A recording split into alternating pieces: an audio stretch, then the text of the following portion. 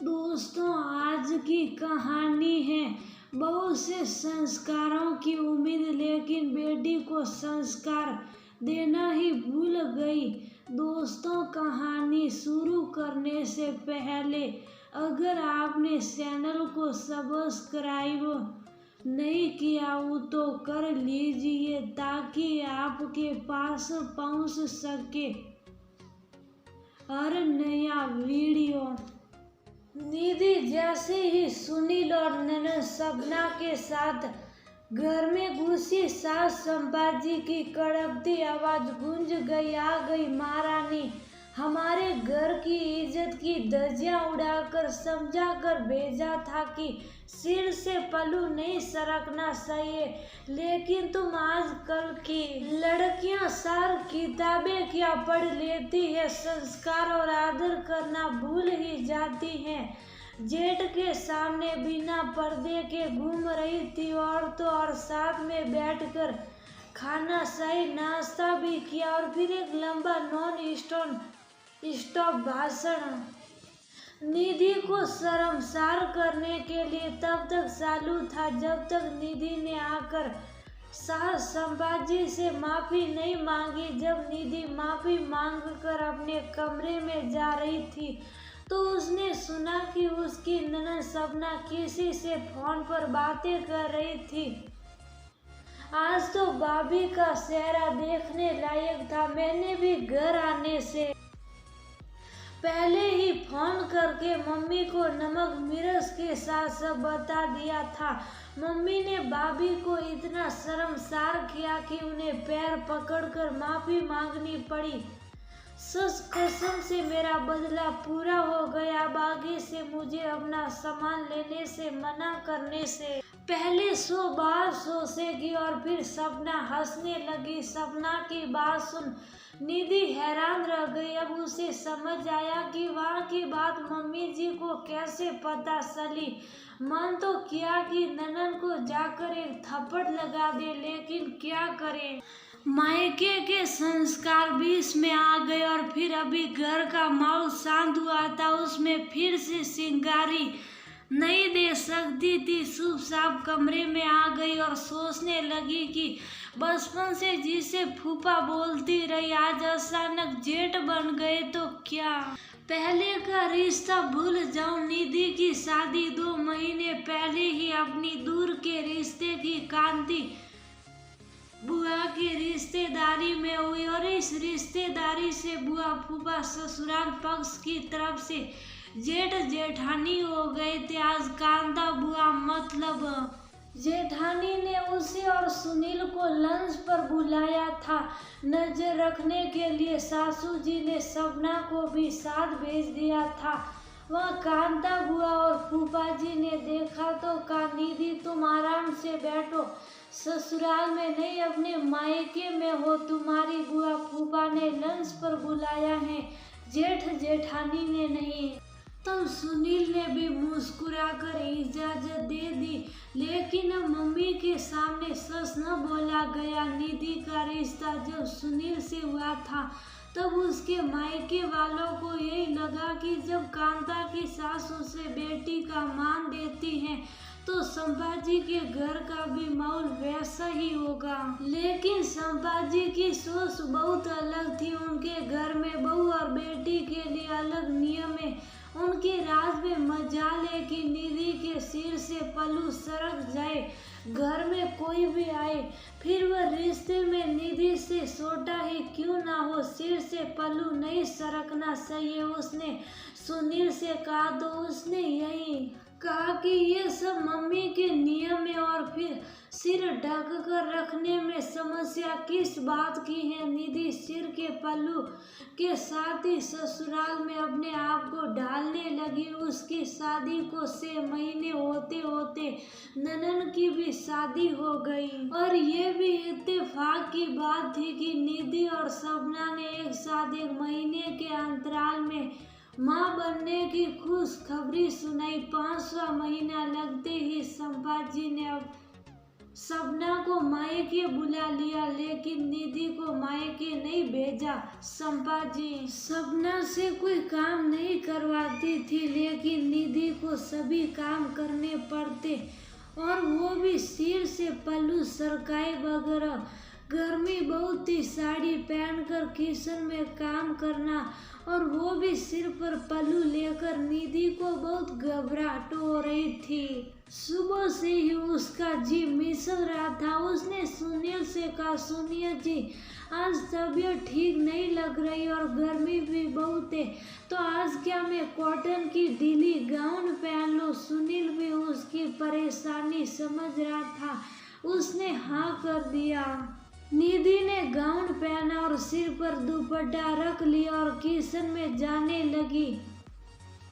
सपना ने देखा तो धीरे से संपाजी को इशारे से दिखाया। गांव में निधि को देखते ही संपाजी शुरू हो गई। ओहो, क्या बात है, आज महारानी भूल गई है क्या कि वो ससुराल में है, न कि मायके में? मम्मी जी, भूली नहीं हूँ, आज गर्मी बहुत है, जिसकी वजह से मेरा जी बहुत मिश्रा रहा। ढीले कपड़े पहनने का मन कर रहा था, इसीलिए निधि अपनी बात पूरी कर ही नहीं पाई थी कि संपाजी उसे रोक कर बोली, मन तुम्हारा मन महारानी जी, ससुराल में अपना मन मेरा मन जैसा कुछ नहीं होता, इसीलिए शुभ साफ जाकर साड़ी पहनो, आज गर्मी बहुत है। इसीलिए मैंने ही निधि से कहा कि वो भी सपना के जैसे ढीले गाउन पहन ले। सुनील कमरे से बाहर आकर बोला, हाय देवा, आज तो हमारे बेटवा की जुबान मेरे सामने खुलने लगी। कौन सा जादू मंत्र की है ये? संपाजी से ये सहन नहीं हुआ कि उनके बेटे ने बहू का पक्ष लिया, और फिर शुरू हो गई उनका नॉन स्टॉप बड़बड़ करना। बात सीख बढ़ती। देख, निधि ने वापस से साड़ी पहन ली और अपने आंसुओं को पल्लू से पोंछकर सिर पर रख किचन में आ गई। संपाजी की जुबान को ब्रेक दरवाजे की घंटी बजने के बाद बंद हुई। सुनील ने आगे बढ़कर दरवाजा खोला तो सामने सपना के ससुराल वाले खड़े थे। सपना के सास ससुर को देख संपाजी की कड़वी जुबान शहद सी मीठी हो गई। आओ भाग्य, आप हमारे घर आइए बहन जी, आइए, भाई साहब आपका स्वागत है। किचन में जाकर निधि को शाही नाश्ते का प्रबंध करने को कहा और आकर बैठ गई। वीना जी ने सपना के बारे में पूछा, बहन जी, हम तो यहाँ पर अपनी बहू सपना से मिलने आए हैं, कहाँ है वो बहन जी? घर में बहुत ही, इसलिए सपना अपने ऐसी कमरे में आराम कर रही है। आपको तो पता ही होगा कि गर्भावस्था में गर्मी बहुत लगती है। आप चलिए, आप भी उसी के कमरे में चलकर मिल लीजिए। संपाजी वीना को सपना के कमरे में ले गई। सपना गाउन पहनकर आराम से लेटे मोबाइल पर बिजी थी। अपनी सास को देखकर सपना पहले तो हैरान रह गई, फिर जैसे ही पैर सुनने के लिए झुकने लगी तो संपाजी लगभग सिला ही पड़ी। अरे बेटा, इस अवस्था में ज्यादा झुका नहीं जाता, क्यों बहन जी, मैं सही कह रही हूँ ना? वीना जी ने भी मुस्कुराकर हामी भर दी। निधि शाही नाश्ता कमरे में ही ले आई और वीना जी के पैर सुनने लगी, लेकिन इस बार संपाजी ने कुछ नहीं कहा, लेकिन वीना जी ने उसे रोक लिया। नहीं बहू, इस अवस्था में ज्यादा झुका नहीं जाता क्या समधिनी जी? सही कहा ना? अरे बहन जी, बड़ों का आशीर्वाद लेने के लिए इतना तो झुकना ही पड़ता है। संपाजी खीसे निपोर कर बोली।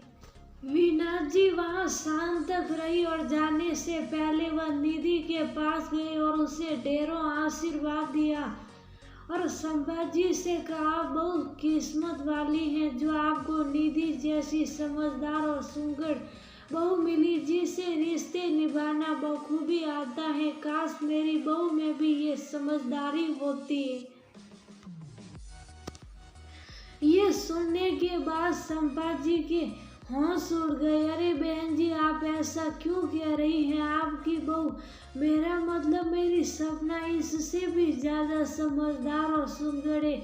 वैसे तो मैं यहाँ अपनी बहू को देखने आई थी कि वो कैसी है। यहाँ आकर पता चला कि मेरी बहू तो ठीक है, लेकिन समधीन जी, आपकी बहू ठीक नहीं है। वीना जी की बात सुनकर संपाजी शॉक्ड हो गई और निधि को देखकर बोली, नहीं बहन जी, हमारी बहू तो ठीक है। आपकी सोच कितनी दोगली है समधन जी। जब से मैं आई हूँ यही नोटिस कर रही हूँ कि आपकी बहू के सर से जरा सा भी पल्लू सरकता तो आप उसे इशारों से या फिर आंखों से हड़का रही। आपकी बेटी गाउन पहन कर है और आराम से ऐसी का मजा ले रही, लेकिन बहू साड़ी पहनकर गर्मी में इस हालत में भी काम कर रही और साथ ही साथ सिर का पल्लू भी संभाल रही। आपकी बेटी पैर सुनने के लिए नहीं झुक सकती, लेकिन आपने बहू को नहीं मना किया, जबकि आपकी बहू भी तो प्रेग्नेंट है। अपनी बहू से आप सभी संस्कार की उम्मीद करती हैं, लेकिन अपनी बेटी को वही संस्कार देना कैसे भूल गई। आपको बेटी का आराम दिखता है, लेकिन बहू की तकलीफ नहीं। कैसी माँ है आप जो बेटी और बहू में इतना अंतर कर लेती है। आपने कभी अपनी बेटी से पूछा है कि वह ससुराल में कैसे रहती है? कम से कम निधि बहू के जैसे तो बिल्कुल भी नहीं। आपने सपना को 5वें महीने में ही बुला लिया, लेकिन निधि को उसके मायके नहीं भेजा, क्यों? समधीन जी, अब सपना की डिलीवरी मायके में नहीं ससुराल में ही होगी और आपको यकीन दिलाती हूँ कि मेरी बहू को अपने ससुराल में आपकी बहू के जैसे कोई तकलीफ नहीं हुई होगी। संपाजी जियो ने हमेशा दूसरों को शर्मसार किया। आज वीना जी की बातों को सुनकर खुद ही शर्मसार होकर खड़ी थी। आज उन्हें वीना जी ने आईना दिखा दिया। नहीं बहन जी, ऐसा मत कहिए आप मुझे और शर्मसार मत कीजिए। मैं आपसे वादा करती हूँ कि निधि बहू को भी वही मान सम्मान मिलेगा जो एक बेटी को मिलता है। हाथ जोड़कर संपाजी वीना जी के सामने खड़ी थी और फिर निधि से भी माफी मांगने लगी। निधि ने आगे बढ़कर संपाजी का हाथ पकड़ लिया। नहीं मम्मी जी, ये हाथ माफी के लिए नहीं, हमेशा आशीर्वाद देने के लिए ही उठाइएगा। संपाजी जैसी औरतें तब तक नहीं सुधरती जब तक उनकी बेटी पर वही सब कुछ नहीं होता जो उन्होंने अपनी बहू के साथ किया, और बहुत सी तब भी नहीं